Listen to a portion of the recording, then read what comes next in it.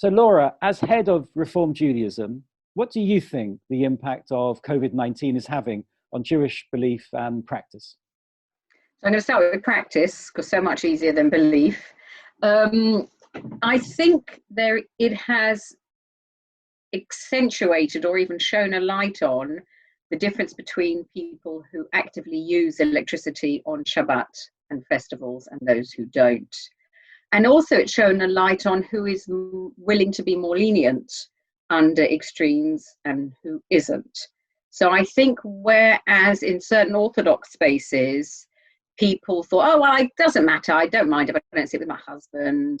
And, I'll compromise for the sake of being in a place that's familiar to me.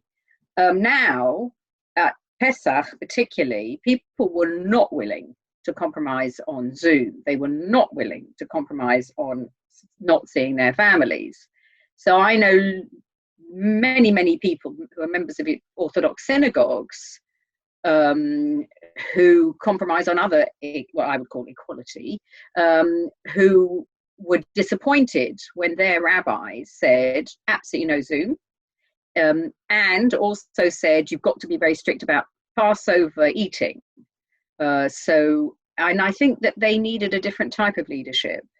From the point of view of the progressive world, and in that I include Orthodox people who use electricity on Shabbat and festivals, it's been very hard. We've had a disproportionate amount of people, Jews, dying. But we've also had online festivals. So this, I stream into different, and I do a bit of shopping around because of my job. I'm like, oh, that's what they're doing there, that's what they're doing there. And just the range is incredible. People in synagogues on their own, people in their front, in their front rooms. And so a lot of our rabbis are working very hard pastorally in the week. Quite a few of our rabbis are doing a funeral a day. And they're working very hard on the weekend. So I think it's shown both who uses electricity and also who is willing to change due to circumstance, which Judaism always has done. And from the point of view of belief, we're about to have the week of Yom HaShoah, the Memorial Day, the Jewish Holocaust Memorial Day. And there's nothing like the Shoah to put everything into perspective. This is extremely hard. And there are Jews dying, there are friends dying, there are people who are not Jewish, etc. But we are not in a war situation. And also I've lived in Israel during wars and uprisings. No one is trying to bomb us. There are no sirens going off. No one is stopping your food supply. Our men, mostly, because it's only men really, are not getting conscripted to the front line in that way. Our nurses and doctors are. So I think practice, we've had loads of practice at being smashed in religious belief. If you're still Jewish after the Holocaust, a bit of coronavirus internationally is not going to do the job relative to that. Not a bit of coronavirus, but belief, our beliefs are so challenged by the Holocaust that a pandemic, even though it's awful, it is awful, I just don't think it does the job. So let's take one or two of those things that you've said. And what struck me was the number of funerals. What seems to be the disproportionate number of minority communities, not just ethnic, but religious, have a higher tendency of attracting the disease. So why do you think that is? And also, how are the funerals being conducted? Because within, I've had one or two conversations within the Muslim and the Christian speakers on this series, and you're the first Jewish representative to talk about funerals. Right. What's your view? So there are two different things here. I don't think minorities are attracting COVID. I think there are two types of minority issues. One is that minorities, particularly of colour, are working on the front line. And COVID is affecting people disproportionately according to class, ethnic background, race. And there are a disproportionate amount of minority people either immigrants or not, who are working on the front line and therefore are more likely to get COVID. Their poverty levels are greater, etc. So I don't think it's about attraction. I think there's a poverty immigration issue here. So no one's attracting it. The question is that they are affected by it. From the point of the Jewish communities, there are lots of Jewish community members who work in the medical service, lots.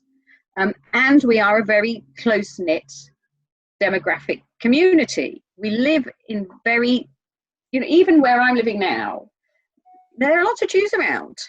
And I like it. And we also need it. We need 10 people to pray. So we need to be near. I'm down the road from the shul, not the one I go to, by the way, ironically, one I grew up in. So we do live in close-knit, dense communities. And when the dentist there got coronavirus, the boys here at the end of the road was on isolation because the whole of the football team was affected because the dentist did.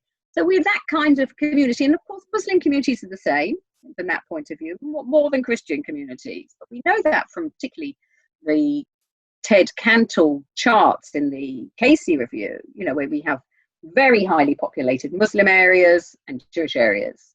So I think that's what's going on, let alone we also have the question around Haredi communities, strictly Orthodox communities, or radically Orthodox, I think is probably a better description, fundamentalists, who were together at the Jewish festival of Purim when they shouldn't have been. And there have been numerous funerals and weddings of large gatherings, and that has had its knock-on effect, unfortunately. And they also live in very large households, some of them, so it's very hard. I think that's where it's coming from. We have been far more lenient on certain things like Passover foods to preserve life, and we've used exactly the same yardstick around funerals, where we have been the strictest in the country. We are the most stringent, both because our primary funeral service have said no more mourners, and also because our rabbis, I think because a lot of them have done therapy because of the way that we teach rabbinics, which is very healthy, are self-aware enough to know what is their need for being loved and what is their need for being alive. And our rabbis, we did a survey of our rabbis and cantors, and the majority said, I don't want to have to stop people. I don't want to be the person stopping them. When we say close relatives, Auntie Sissy, her dog, and the neighbor come along, they're very assertive. We end up having a tussle. They end up being near. I can't hug them. I can't hold them. So please, will you, together as a collegiality, decide not to have mourners? So we have not had mourners, and we've used online. And we've had an amazing response from people saying, thank you. Once they understood, saying, thank you, you protected me. Older people have said, thank you. I was very frightened and I felt guilty. And our clergy, and all those superstitious things I want to say, I only know one person who's got sick, and that's not from a funeral. So they're well, and they are doing a funeral a day. One of my Orthodox colleagues did 24 funerals in 10 days. That's a huge burden. So as we're drawing to a close, my final question is going to be about the long-term impact. It's very difficult to answer, of course. And I'm sure the technology is something that all rabbis, in fact, all ministers of religion have learned how to use, at least to use more effectively, and will take that forward.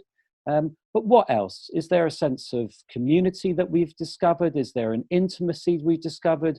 Is there a sort of deeper relationship with the Almighty, or big questions? What would be the one thing that you think will continue after we've returned to some semblance of normality? Yearning. People are yearning each other. And I think, whereas the past, you can join a synagogue, you can't, just to be in the same space. I think people will appreciate that for a very, very long time. But people will also be frightened of gathering together. How will it be that we gather together at High Holy Days? Is that Schnunker coughing in the back row? What does that mean for our sense of safety? Thank you very much.